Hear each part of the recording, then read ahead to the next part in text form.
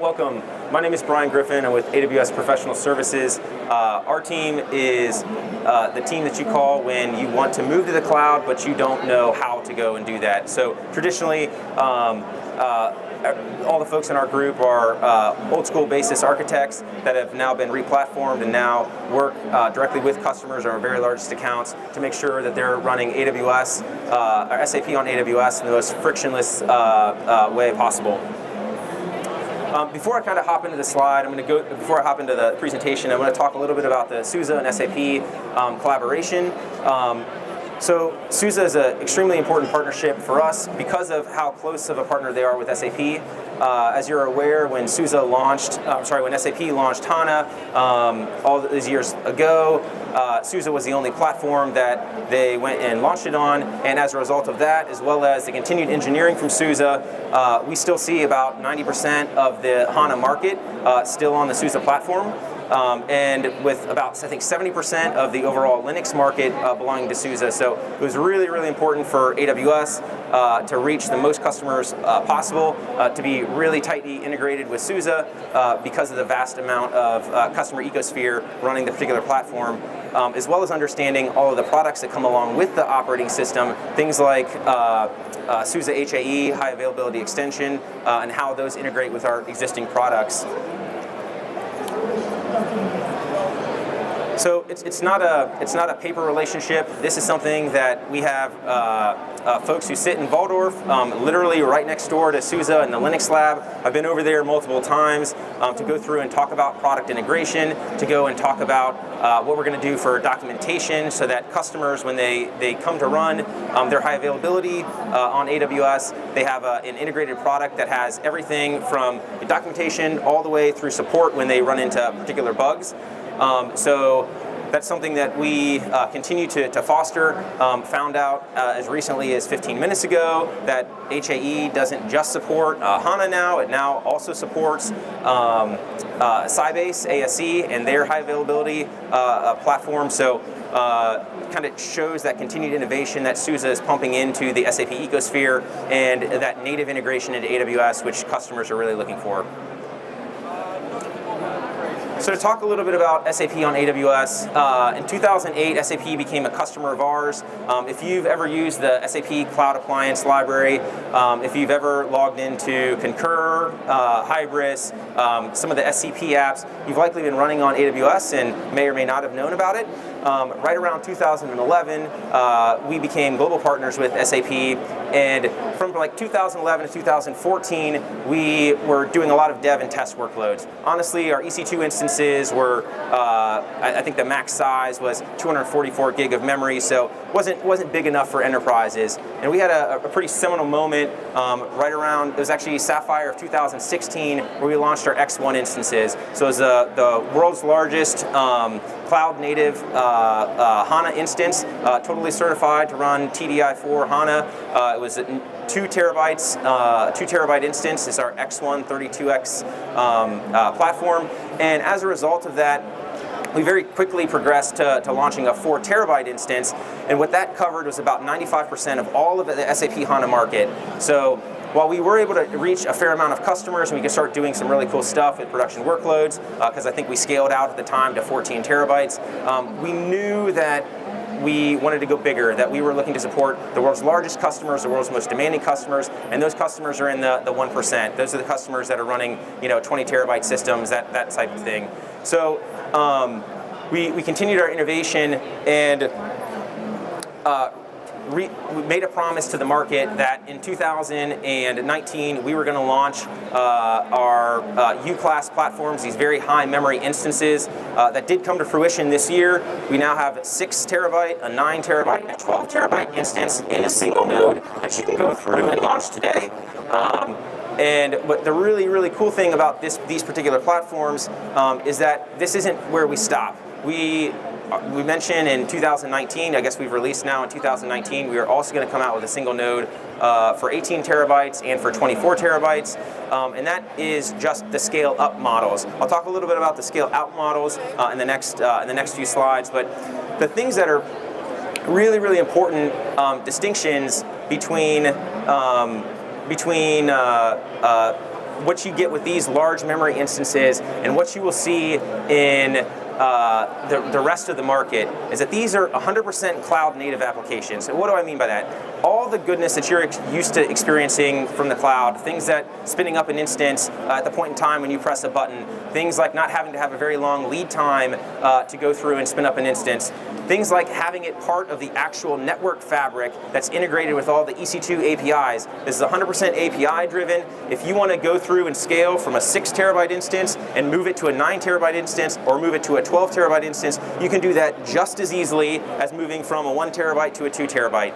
This is not a co-location large memory instance, something that sits in a separate data center on separate network fabric, something that doesn't have cloud native features like snapshots and all the things that you would typically associate with the cloud. And we do see that from a fair amount of the market. So you'll launch particular instances that are actually instances that are sitting in some colo, and that particular colo has an additional network hop that you need to have a very high bandwidth to go through and be in between those instances. So your Hana instance is sitting over here in one data center, and all your app servers are sitting over here. So what does that do? It drives up latency, it drives down performance, and most importantly, you spent all of your time and energy building out your cloud native solutions, and then you have to do something different for this Hana database that's sitting over here. Things like Hana system replication for high availability and disaster recovery doesn't work natively when you start doing that type of model.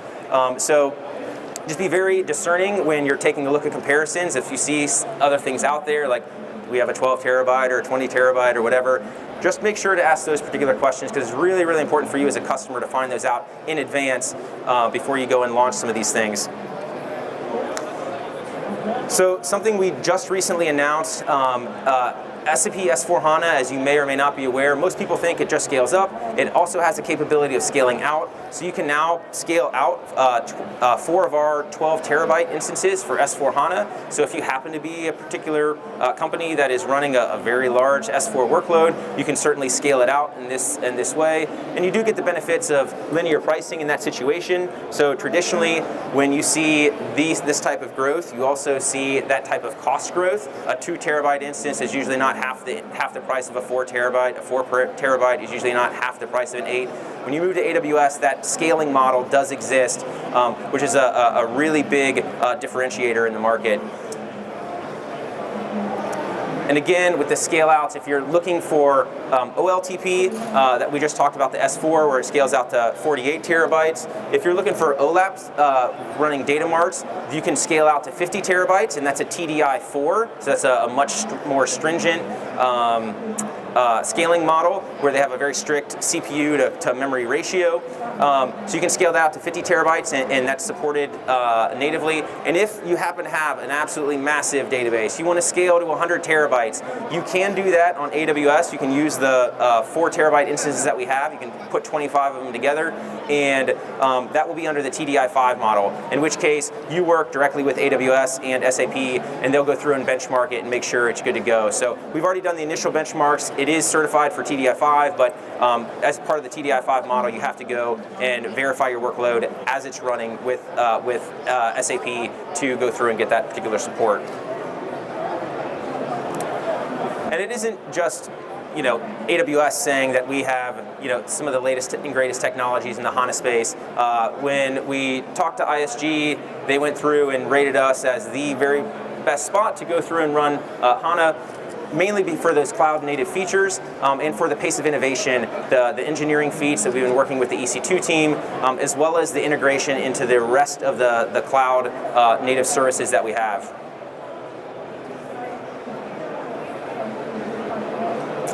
And lastly, we don't just run HANA, right? So we, whether this is our SAP 360 strategy, and what we mean by that, I'll just walk you through it briefly. In order for AWS to scale and reach the number of customers that we want to, we're absolutely going to need to scale through partners. That is our operating model. So you have your traditional GSIs that we have very close partnerships with, where my team, professional services, will often come in and backstop a GSI. So the GSIs have all gone through, have very, very deep SAP experience from a functional and a technical perspective. They also have very deep cloud experience on other parts, but having that bilingual SAP and AWS person is really, really important. So quite frequently, someone from professional services will join forces with a system implementer, and it'll be one or two of us that'll be on a particular project and make sure that that 5 or 10% of missing knowledge is fulfilled. So we definitely scale through partners. If you're a company that is looking to go into a more SaaS type model, you may or may not be aware that things like Concur and Ariba, Fieldglass, SuccessFactors actually do run on AWS behind the scenes. So take a look at the region maps, and I'll talk about that with SCP as well, but those are all things you can natively run on AWS. If you want to run your own Hybris landscape, that's 100% supported. And not just HANA, right? If you want to do ASE, Oracle, DB2, these are all databases that are still supported on AWS. So if your company is kind of pushing out, getting a little close to that 2025 deadline for HANA, that's still not a problem. You can absolutely move your data into AWS first, and then take the benefits of the scaling capabilities of AWS to help you make your downtime smaller. So something that I traditionally do when we do a traditional lift and shift, we take a database, we take a landscape from on-prem and move it into AWS. You can use a tool like Cloud Endure, which AWS just bought. It makes it so it's a fire and forget. It does a block-for-block replication from on-prem into AWS. And then when you want to go to switch to S4HANA, you can do that because your data is already there. So you might have a database that has, I don't know, 50 cores in it. You can scale that up to a database that has 488 cores, crush through the HANA conversion process, and then go through and scale that back down. And the only thing that you've costed yourself during that time frame is a few extra dollars for that time when you've had that much larger instance. So it's a really, really big value proposition. No one wants to have downtime for their actual cutover windows. It really helps to go through and minimize that. The digital core, so we support all of the traditional, I guess all of the brand new products that SAP has come out with. So that is, I think, all the way back to NetWeaver 7.0. As long as you're on a NetWeaver 7.0 stack or higher, then all of the new products are supported on AWS. And the thing that we spent a lot of time, this particular Sapphire, talking about is the SAP Extend strategy. And what I mean by that is, you may already have your workloads in AWS, you may be looking to integrate your SAP workloads with things outside SAP's traditional thought leadership. So if you're already using AWS IoT, if you already have a data lake, if you're already running SAP's SCP, those are now natively integrating into AWS. We had a blog post that went out last night. We did some co-innovation with SAP, something that's really, really cool. SCP is integrating with our IoT as a platform and as a product. So go into our booth and take a look at some of the demonstrations that we have there. So really, really cool way to use cloud native features and while still using your data within SAP. And lastly, AWS has been as successful as we have because of our customers, right? The way that we go through and build out our pipeline, build out our overall 2020, 2021